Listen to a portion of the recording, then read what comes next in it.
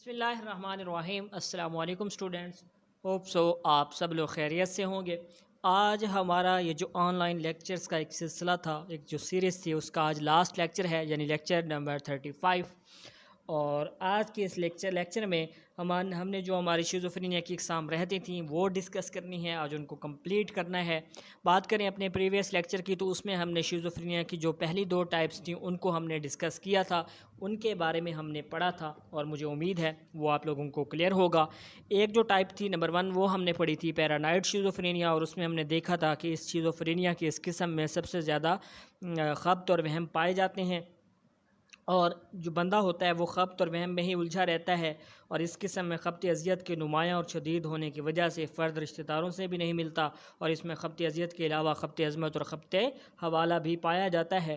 اور اس ٹائپ میں ہم نے یہ بھی دیکھا تھا کہ ان علامات کے ساتھ فرد میں واضح اور غیر واضح سمعی اور بصری وہمیں بھی پائے جاتے ہیں، یعنی ہیلوزینیشن بھی پائے جاتے ہیں، غیر موجود اشیاء کا حسی تاثر بھی یہاں پر پایا جاتا ہے۔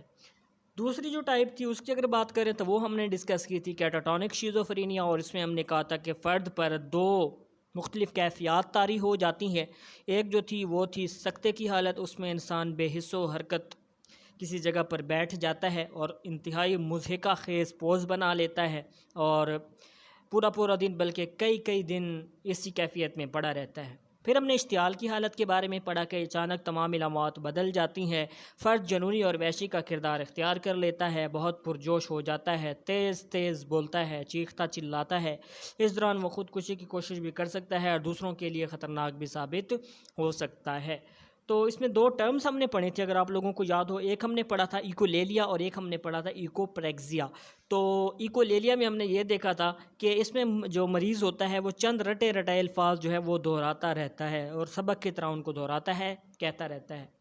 ایکوپریگزیا میں ہم نے دیکھا کہ اس میں مریض سے جو بھی بات پوچھی جاتی ہے وہ اس کی صرف اور صرف نقل کرے گا، جو بات آپ کہیں گے وہ آپ کی نقل کر کے آپ کو دکھا دے گا۔ ٹھیک ہو گیا؟ تو آج سٹارٹ کرتے ہیں اپنی جو تیسری ٹائپ ہے اس کو، اور ہماری جو تیسری ٹائپ ہے شیزوفرینیا کی، اس کا نام ہمارے پاس ہے غیر منظم شیزوفرینیا۔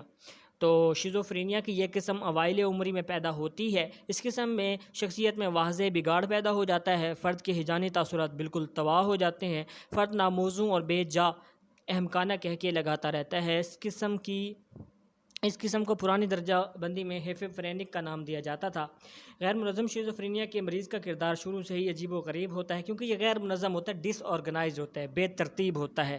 فرد مبالغہ امیز حد تک معقولیت پسند ہوتا ہے، اور معمولی اور چھوٹی باتوں کی حد سے زیادہ احتیاط کرتا ہے، عموماً مذہبی اور فلسفیانہ مباحث میں الجھا رہتا ہے۔ فرد بلا وجہ بے موقع کھوکھلے کہہ کے لگاتا رہتا ہے، اگر اس سے ہنسی کی وجہ پوچھی جائے تو بالکل نہیں بتا سکتا، اگر بتانے کی کوشش کرے تو انتہائی غیر تسلی بخش وضاحت کرے گا۔ اہمکانہ اور بچگانہ سی مسکراہٹ ان کے چہرے پر طاری رہتی ہے۔ چہرے کے اہمکانہ تاثرات کے علاوہ ایسے مریض خود کلامی بھی کرتے ہیں، یعنی اپنے آپ سے باتیں بھی کرتے ہیں، اور بیشتر اوقات عجیب اور بے معنی سے اشارے کرتے رہتے ہیں، اپنی غلاظت صاف نہیں کر سکتے، ان میں شرم و حیا کی کمی پائی جاتی ہے، اور ایسے افراد میں وہمیں بھی پائے جاتے ہیں، مگر یہ وہمیں زیادہ تر سمیع ہوتے ہیں، یعنی ان کو آوازیں سنائی دیتی ہیں۔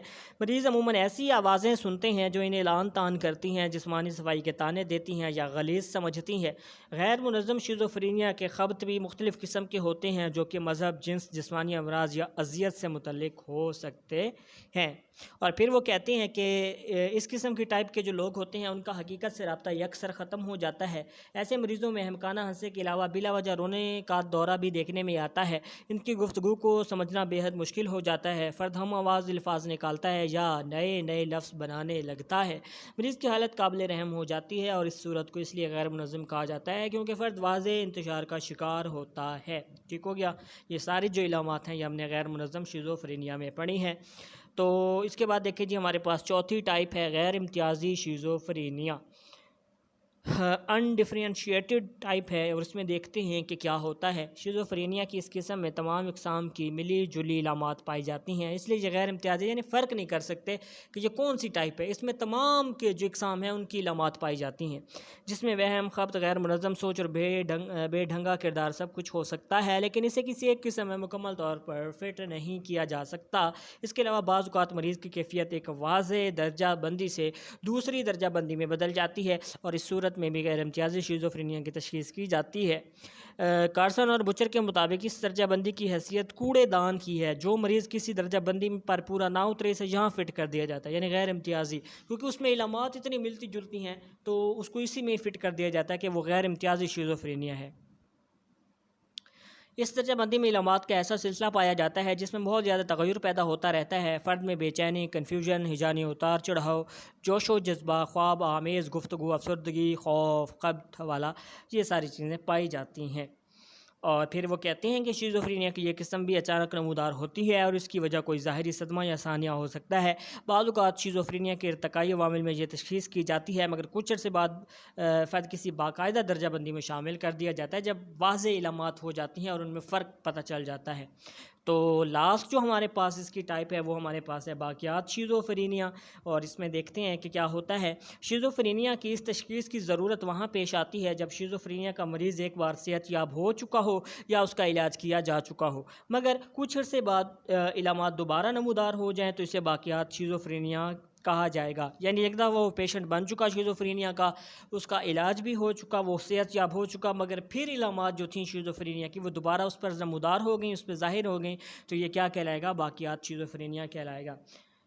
تو اس کے علاوہ شیزوفرینیا کا مریض اگر علاج کے بعد بھی چند علامات کا مظاہرہ کرتا رہے تو اسے باقیات شیزوفرینیا کہا جائے گا۔ ٹھیک ہو گیا؟ یہ ٹائپس تھیں شیزوفرینیا کی جو یہاں پر ختم ہو جاتی ہیں۔ تو شیزوفرینیا کی جو ٹائپس والا کویسچن تھا وہ آج ختم ہو گیا۔ تو اس میں اگر آپ کو کوئی مسئلہ ہوتا ہے تو انشاءاللہ کالجز اب اوپن ہو رہے ہیں تو آپ کلاس میں ضرور ڈسکس کیجیے گا، آپ لوگوں کو یہ کلیئر کرا دیا جائے گا۔ تو انشاءاللہ پھر فیس ٹو فیس ملاقات ہوگی، تب تک اپنا خیال رکھیے گا۔